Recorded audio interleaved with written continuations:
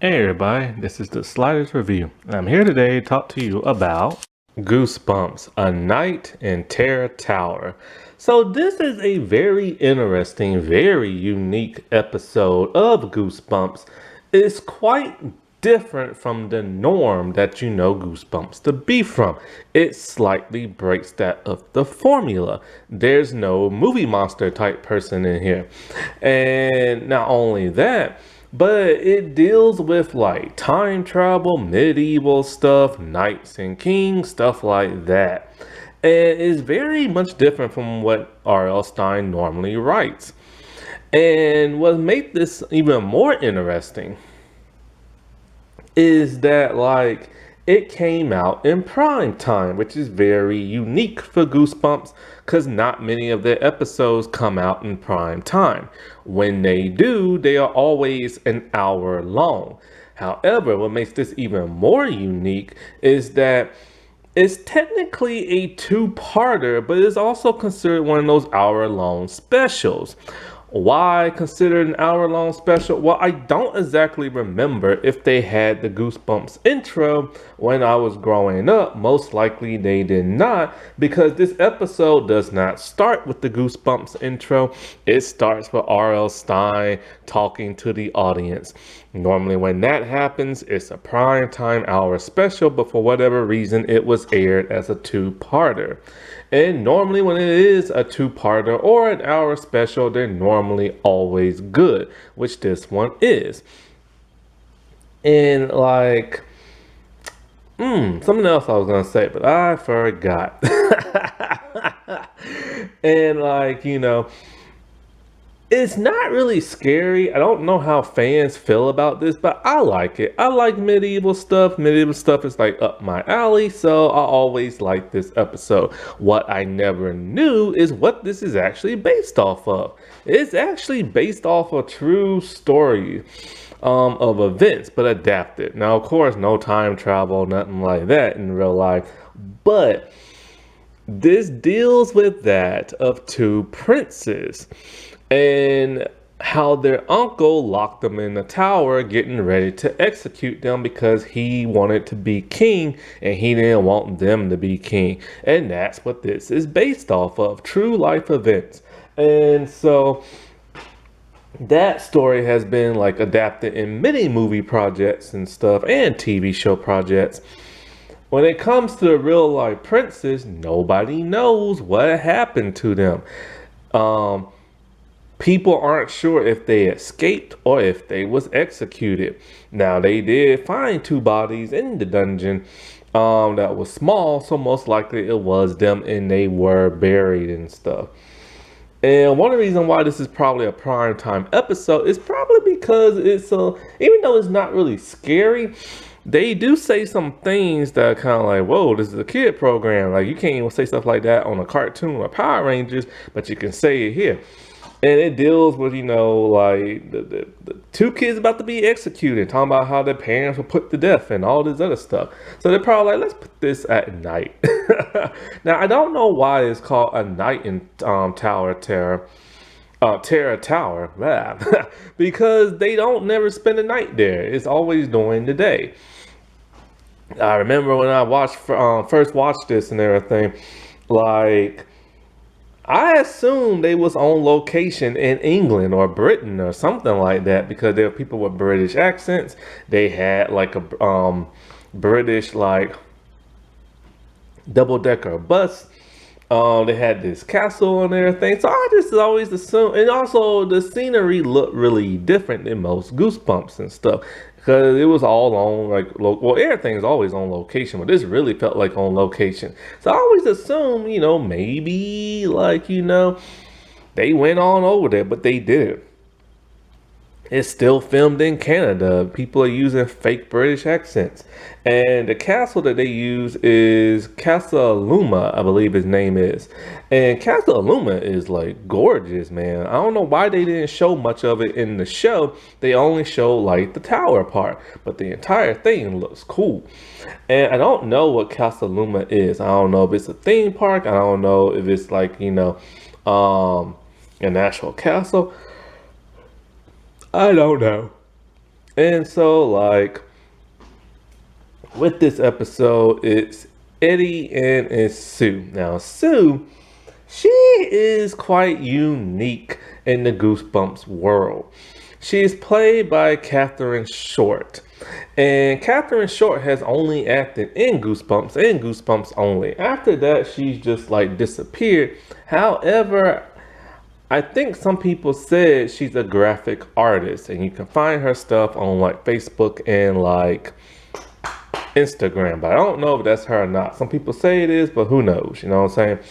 And so, what's interesting about her is that she has appeared in a total of like three Goosebumps episodes, all of which are prime time, all of which are hour special. So they're like two-parters and stuff. So a total of six, with the combination of just like three.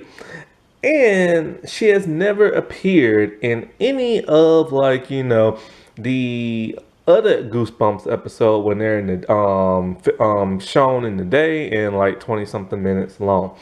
And the ones that she's been in is the Haunted Mask 1, the Haunted Mask 2, and now this one. So it's quite unique because no other Goosebump like star has done that. Most people who appear in like, the hour specials on prime time have never been in any other Goosebump episode. However, the dude who plays Eddie, he was in Call of the Cat. Also, the Lord High Executioner, he was the Shadow in The Ghost Next Door. And so, like, I like Catherine Short. She's cool. I wish she would have appeared in more stuff, man. And what's really interesting is that when she was in The Haunted Mask, the girl who played Carly Beth, her name is Catherine Long. Long, short, both named Catherine.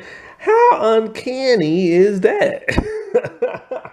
And so basically it deals with these two kids, brother and sister, Eddie and Sue, and they're at a museum and everything at this castle, and they're on the tour. And so they're just having a good old time, and they're getting on all the people's nerves that are there, mostly Eddie and stuff, because Eddie's just so young and a little bratty. And I remember, like, I've never been like in a castle type thing, but when I think I was in like the 11th grade or something like that, we went on a field trip to like this like historical place somewhere like in the South. And it was like, they had those old fashioned Salem witch trial like courtrooms and houses. And boy, I just had like a fun time exploring that stuff because it's so historic and everything. I wish I would have had a camera back in those days. Somebody did take my picture at the little podium thing at the little place with the judge staying at, but I never got a copy of that picture from the girl who took it. So I'm like, ugh, you know what I'm saying? That was a fun day. Boy, I have to tell you, it is something about field trips. It don't matter if you're an adult, and you can go anywhere when you're an adult. But something about those field trips, just getting out of school and going to someplace cool, man, that's what it's all about when you're in school. Screw education, it's all about the field trips. And so, like, Eddie and Sue, they're getting on everybody's nerves. They're just there. And they get lost from the tour group. Well, while they're there, Eddie's just like goofing around and, Sue's taking his picture and stuff like that. And then all of a sudden, one of the statues kind of like comes alive. It's a man just pretending to be a statue. He's dressed all in black and he's the High Lord, like executioner. Now, in the book, he's called the Man in Black, but never here. Also in the book, he's constantly following them around, but he doesn't do that here. And so they're freaked out by him, and he's all like, "You must come with me," and blah blah blah blah blah, and like stuff like that, and like and so what is it? He pulls out these rocks, and Eddie, he's freaking. This boy is hamming it up. I think the actor who plays Eddie, I think he still acts, but this dude's hamming it up, and so like the dude's doing like a weird spell with these rocks and they're glowing. And then so I think they push something into him, or they push him down, something like that. And so they start running out. Well, when they get outside, they're lost. So they're going all around the castle, and they go through like the secret compartment, which leads them to a manhole cover outside where they almost ran over by a car. And so when they get out, they take off running, and then the security dudes all like, what are you still doing here? This place is closed up. Oh, I bet you're like bad kids and blah blah stuff like that. And so like he's about to call the police, and Sue's all like, I don't care if he calls the police. We're the one being chased by some guy and everything. We ain't do nothing wrong. And then so they see a taxi cab, and so they hop in there and they just take off. And so, they go to like the hotel where their parents are staying at. Well, the cab driver wants his money. And Sue pulls out money. She's all like British money. She's just like, she doesn't know their currency. And the dude's like, what is this? And she's like, money, duh. They're like some kind of gold coins. And he's all like, this is play money. I want real money. I want English pounds and everything. So she's confused. She's all like, well, my mom gave me this money. Why would she give us play money for? Because, they're Americans and they're over in Britain and stuff. They're on a tour. And so they're all like, look, our parents are in the hotel. We'll just get some money from them and blah, blah, blah, blah. So they go inside, and then all of a sudden they go to the clerk and they can't remember what room they're in. And they're starting to lose their memories. They can't even remember what their parents' last name is or what their parents' name is. And it's like weird. It's like, what weird kind of mystery is going on? Why can't they remember what room they're in? Where are their parents at? And why can't they remember their last names? So they see the taxi driver in the hotel. They duck inside the restaurant. And everywhere they go, people are always just getting on them. Like Eddie doesn't have a suit, and he's supposed to wear a suit in this restaurant, so they give him one. So they just order the first thing they hear, and then all of a sudden, Sue's all like, I can't remember our last name, and Eddie's just freaking out. And it's like, dude, what is going on? This is freaky. Why is the dude in black after these kids? Why can't they remember anything? And why is every adult mean to them? Well, they make a distraction and then they run into the kitchen and stuff. And when they run into the kitchen, Eddie's all dirty, so Sue cleans his face. But then here comes the man in black. And he's all like, I want what you stole from me. Now, Eddie's a pickpocket. And he stole from the dude when the dude grabbed him, his rocks and everything. He gives them back, and the dude's all like, oh, we're leaving and everything. And Eddie's like, that's not part of the deal. I gave you your rocks back. And then so the dude does his spell, and then all of a sudden, Sue is like transported through time, and so is Eddie, but Eddie is nowhere to be found. Sue wakes up, and I don't know where she wakes up at, and she goes outside, and everything is medieval now. There's a bunch of scared little kids asking, why are you dressed like that? Who are you? And everybody in town is just staring at them. Well, here comes the guards and the high lord, executioner. So Sue makes like a dash for it and everything. And she thinks she's at like a theme park. She don't understand what's going on. She meets a woman. She asks the woman, she goes inside the lady's house and be like, hide me and everything. Lady's like, I don't want no trouble and everything. She's like, look, I got money. I'll give it to you. She pulls out those fake coins. Those fake coins aren't actually fake. They're old school British coins. And the woman's all like, I haven't seen coins like this since I was a little girl. So she hides Sue. As soon as the high lord dude comes in, she rats Sue out, talking about she's too scared. Like she doesn't want to go against like the king and the high lord executioner. And so the high lord dude, he pays the woman for snitching and stuff. Man, what a little snitch. Not only did she get paid in some gold coins and everything, but she like ratted out Sue, and most likely she got a shilling and everything. But that's the only British currency I know of from back in the day. That and something with a G, I forgot. And so Sue is taken to the dungeon, and there is Eddie and stuff. Now, in the book is different. Eddie is with her and stuff. Now, one thing I left out, when they was looking at the castle in the present day, they saw a ghostly figure scream out to them in the words written, long live freedom and stuff. and they saw a ghostly figure carve it into like the stone. Well, this ghostly figure has now been seen in the flesh. His name is Mordred, and he's a sorcerer, a wizard of types. And he tells them of the story of why they can't remember anything. Well, he kisses Sue on the hand. As soon as he finna kiss Edward on the hand, Edward's like, no! This was the 90s, remember? And boys didn't like being kissed by other dudes. So anyway, he tells them everything. Like, he tells them, look, man, this is why y'all can't remember y'all memories. I sent y'all to the future so y'all can be safe, but I gave y'all fake memories, but I wasn't able to finish the spell. I was supposed to go with you, but you know, the High Lord ever executioner grabbed me before that happened, and then he stole my rocks. See, what happened was Sue and Eddie, her real name is Sue Anna or something like that, and Edward, and they are prince and a princess, and their parents were murdered by their uncle. He wants to take over the crown, and he's gonna execute the two kids. So, all of a sudden the spell wears off, and now they're back in their royal clothes and everything. And they have fake British accents. The boy does a better one than the girl, but still, they're about as fake as they can get. And Mordred's all like, I have failed you and everything, you know? And that was a twist, boy. I was not expecting that. Like, for him to send them into the future, this is why they lost their memories and this and that, you know? And Edward's all like, nah, man, like, freedom will live and everything like that and stuff. And so it's time for them to be executed.